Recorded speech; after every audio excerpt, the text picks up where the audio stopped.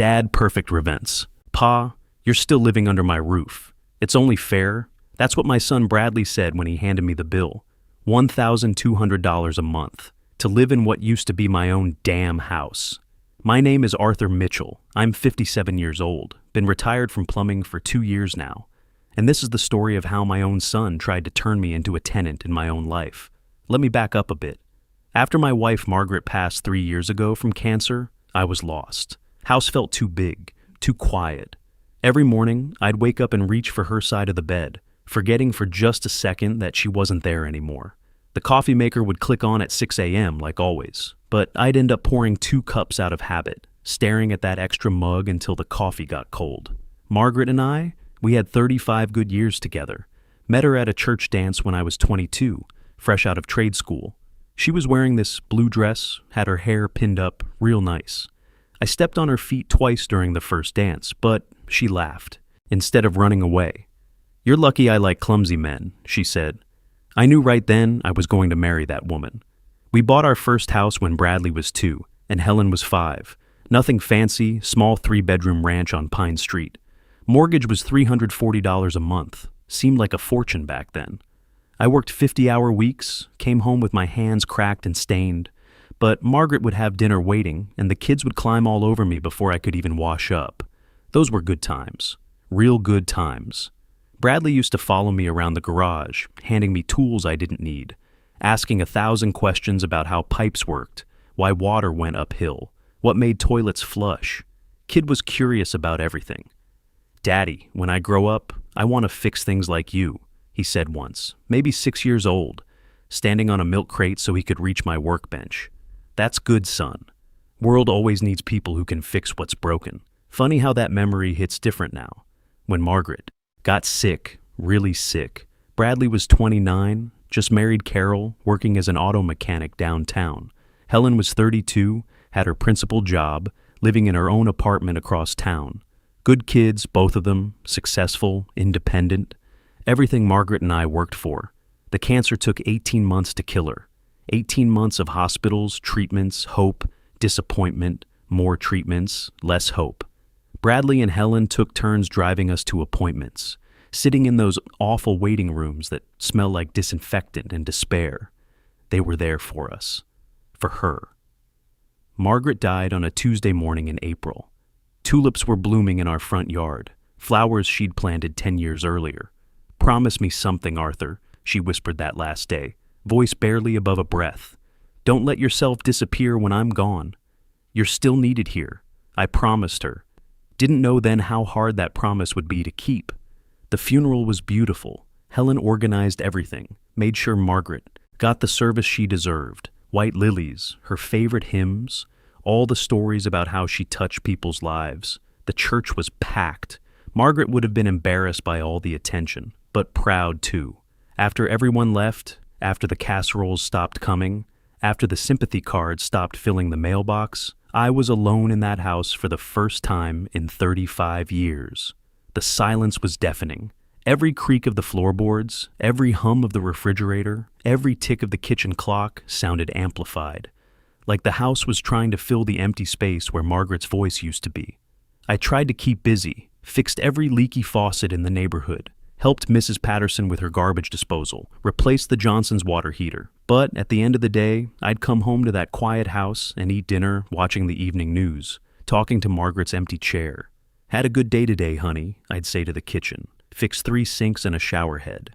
"Remember that time I flooded our bathroom trying to replace the faucet? You laughed so hard you couldn't breathe." The chair never answered back. 6 months after the funeral, Bradley came by for Sunday dinner. I'd been making pot roast every week, Margaret's recipe, even though it was enough food for 4 people. Most of it ended up in the freezer. "Pa, you doing okay here by yourself?" he asked, pushing green beans around his plate. "Managing fine. House is pretty big for one person. It's home." He exchanged a look with Carol, one of those married couple looks that say a whole conversation without words. I recognized it because Margaret and I used to do the same thing. "What if you came and stayed with us for a while?" Carol suggested. "Just until you get back on your feet. We've got that spare room, and the twins would love having Grandpa around more." Seemed reasonable at the time. Hell, seemed like a blessing. Company, family, grandkids to spoil. What could go wrong? Everything, as it turned out. The first few months living with Bradley and Carol weren't bad. Different, but not bad. Their house was newer than mine, one of those subdivisions that went up in the early 2000s. All the houses looked the same. Beige siding, black shutters, two-car garages. Cookie cutter, Margaret would have called it, but clean and comfortable. Bradley worked as an auto mechanic at Henderson's Garage downtown, same place he'd been for 8 years. Good steady work, honest money. Carol worked as a bank teller at First National. Been there since she graduated community college. Nice enough girl when I first met her 5 years back. Polite, called me Mr. Mitchell until I told her to call me Arthur. At the wedding, she even asked me to dance, said she was honored to marry into such a good family. The twins, Tommy and Jake, were 8 years old and full of energy. Identical boys, but you could tell them apart if you paid attention.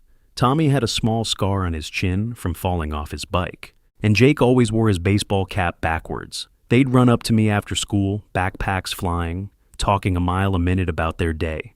Grandpa Arthur, guess what? I got an A on my spelling test. Grandpa, can you help me build a fort in the backyard? I love those boys. Still do. They reminded me of Bradley at that age, all curiosity and boundless energy. Made me feel useful again, having little hands to help, projects to teach them. I had the back bedroom, used to be Bradley's home office before I moved in. Had to move his computer and filing cabinet to the basement to make room for my bed and dresser. He never complained about it, at least not to my face. First few weeks I tried to be helpful without getting in the way, fixed their leaky kitchen faucet, tightened loose cabinet handles, replaced a broken outlet in the garage. Old habits. When you've worked with your hands your whole life, you notice things that need fixing. Carol seemed appreciative at first. Oh, Arthur, you didn't have to do that, but thank you. Always polite, always proper. But I started noticing little changes. The way she'd re-wipe the counter after I cleaned it. How she'd rearrange the tools I'd put back in the garage.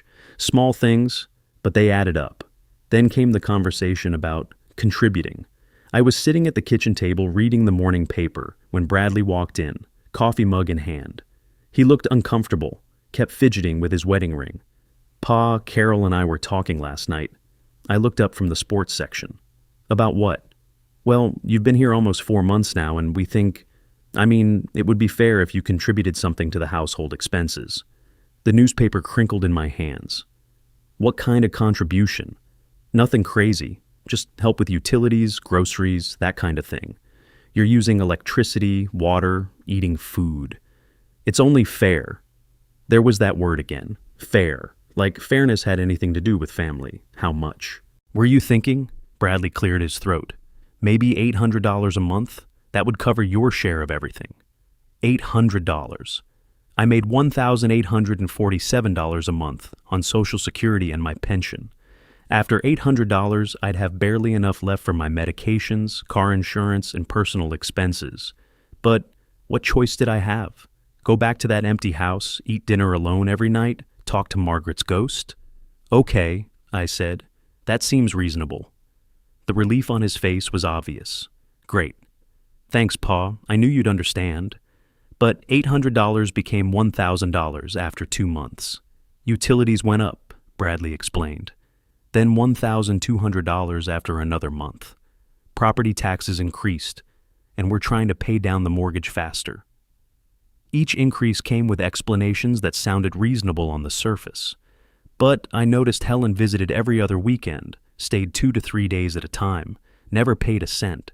She had her own apartment in town, made good money as a school principal.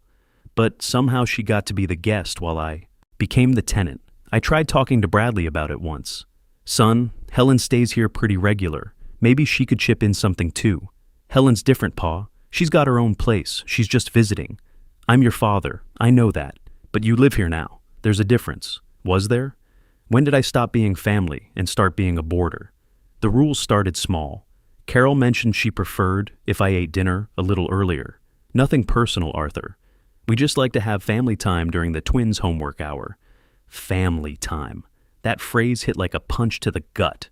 Then came the label food in the refrigerator.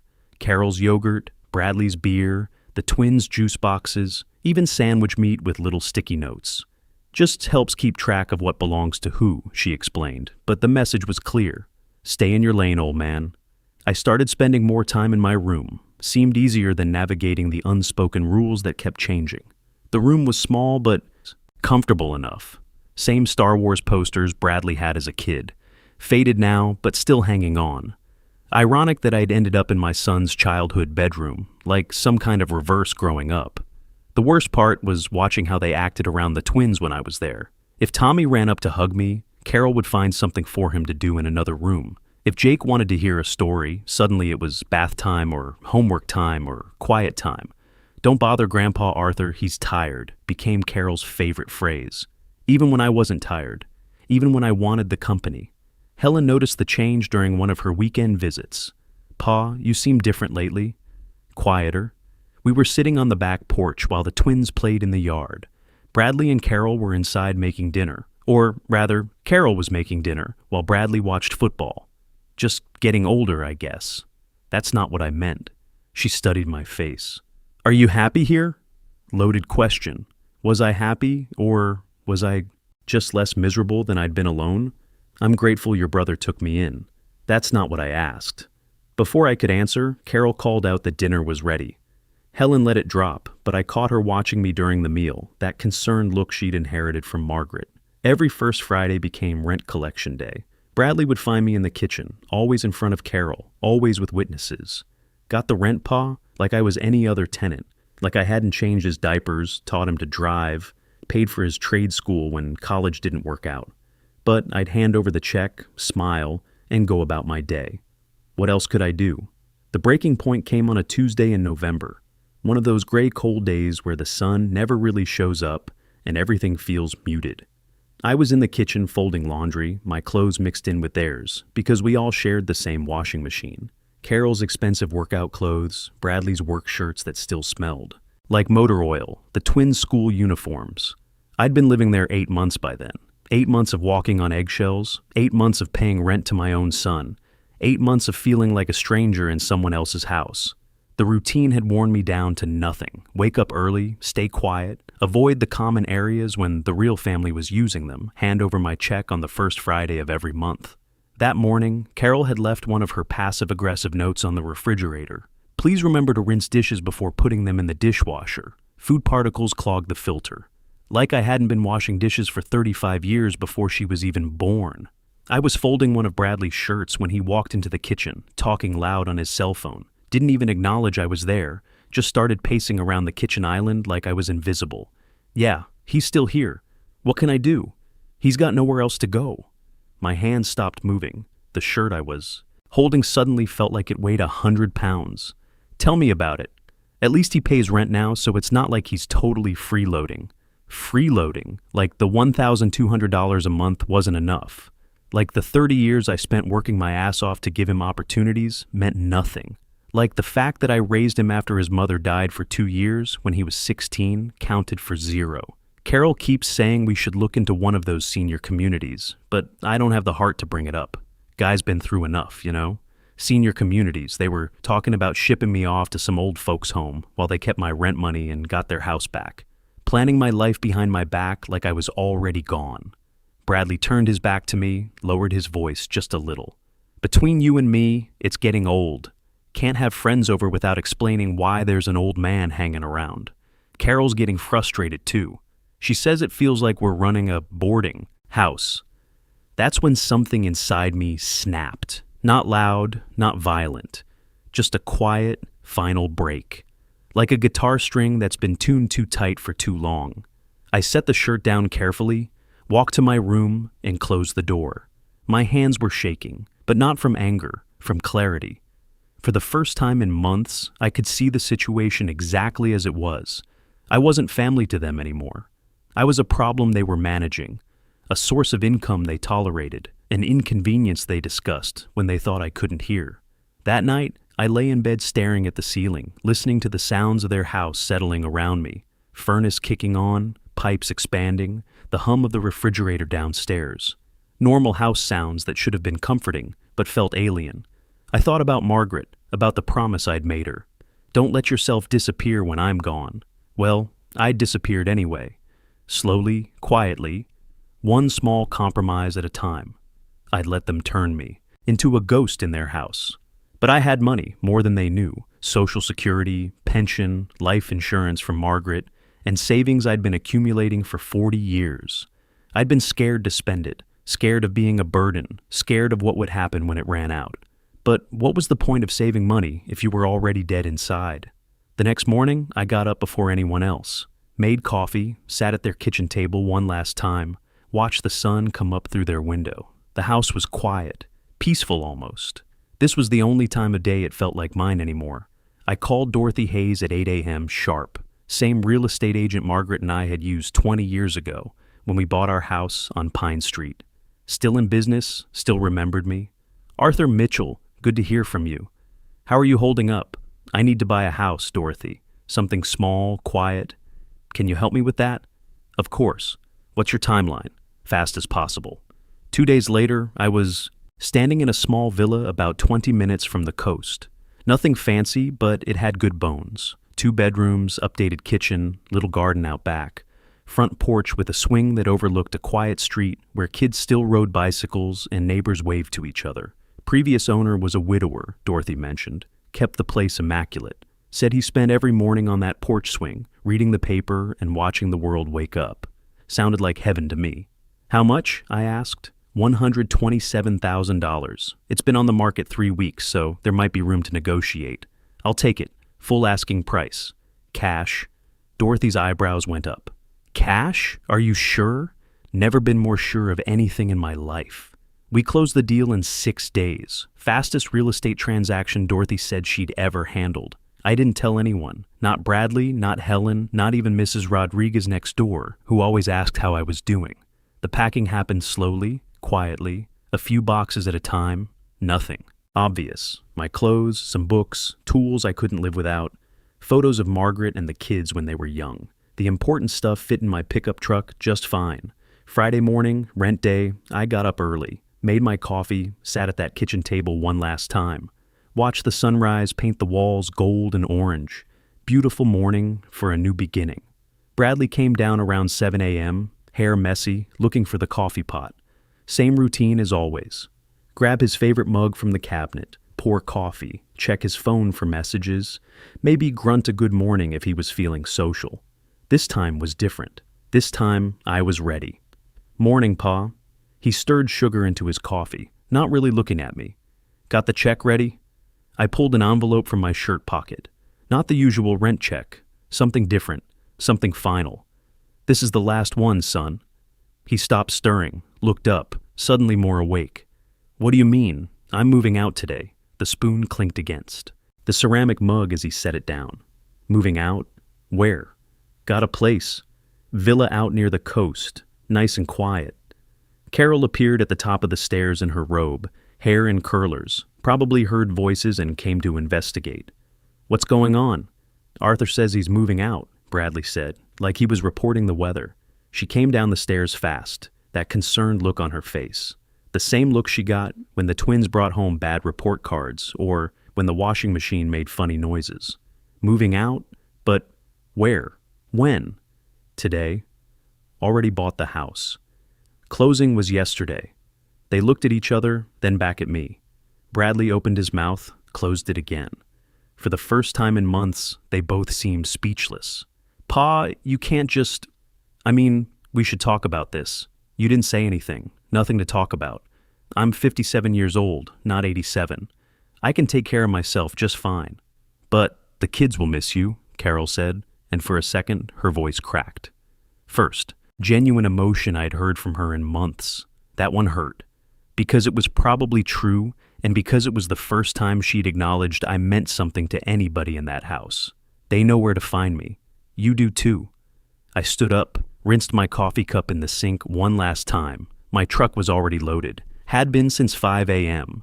Everything I needed fit in the back of my pickup. Funny how little space a life takes up when you cut out all the noise. Arthur, wait. Carol grabbed my arm as I headed for the door. Can we talk about this? If something's wrong, we can fix it. I looked at her hand on my arm, then at her face. Saw genuine concern there, maybe even panic. But it was too late for that. Too late for fixing. Nothing's wrong that talking can solve. I just realized I don't want to pay rent to exist anymore. The drive to the villa felt like waking up from a long, bad dream. Radio playing old country songs, windows down despite the November chill, just the sound of tires on asphalt and freedom in my lungs. Felt lighter somehow, like I'd been holding my breath for months and finally let it out.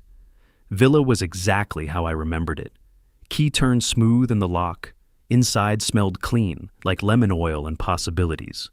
No rules about where I could sit, what I could eat, how loud I could exist. First thing I did was make lunch in my own kitchen. Real lunch, not grabbed between chores or eaten in my room. Sat at my own table, looked out at my own backyard, ate a sandwich made from ingredients that didn't have anybody's name on them. The calls started that afternoon. First Bradley, then Carol, then Helen. I let them go to voicemail. Wasn't being mean, just wasn't ready to explain myself to people who'd spent months treating me like a problem to be managed. Bradley's first message was confused. Pa? What the hell? Call me back. Carol's was apologetic. Arthur, I'm sorry if we made you feel unwelcome. That wasn't our intention. Helen's was angry. Dad, what are you doing? Bradley's worried sick. By day 3, they were getting desperate. 35 missed calls in 2 days. Bradley showed up at my front door, stood on my porch looking lost. I watched him through the window. Could have opened the door, could have listened to whatever explanation he'd prepared. But I wasn't ready for that conversation yet. Maybe wouldn't ever be ready. The voicemails got more interesting as the days passed. Carol crying about how the twins kept asking where Grandpa went. Helen lecturing me about family responsibility. Bradley confused and hurt, saying he didn't understand what he'd done wrong. That's when I knew I'd made the right choice. None of them asked if I was okay, if I was happy, if I needed anything. Just talked about how my leaving affected them. Same pattern as always. Mrs. Rodriguez next door brought over homemade cookies on my first weekend. Wanted to welcome you to the neighborhood, she said. 80-something years old, lived. Alone, seemed genuinely glad to have company. When's the last time someone was glad to see me? A month later, Bradley finally showed up when I was sitting on the front porch. This time, I opened the door. Pa. He looked older, thinner. Can we talk? We sat on the porch swing. Bradley stared at his hands while I waited. I didn't think you'd actually leave, he said. I know. I miss you. The kids miss you. I believe that. Then why won't you come back? I looked out at the quiet street. Kids riding bicycles, neighbors waving. This was what peace felt like. Because I like who I am here, son. I'm not in anybody's way, not causing problems, not paying rent to exist. I'm just a man in his own house. But you're all alone. I smiled. There's a difference between being alone and being lonely. I was lonely in your house, surrounded by family. Here, I'm just alone, and that's perfectly fine. He left that day looking like he finally understood. Maybe he did, maybe he didn't. Point is, I didn't need him to understand anymore. These days, I wake up at my own pace. Coffee on the porch, newspaper if I feel like it, or just sitting quiet. The twins visit weekends now. Bradley waits in the driveway while they play in my yard. Some evenings, I think about Margaret. Wonder what she'd say about all this. Probably tell me I kept my promise after all. I didn't disappear when she died. I just found myself again. And that's worth everything.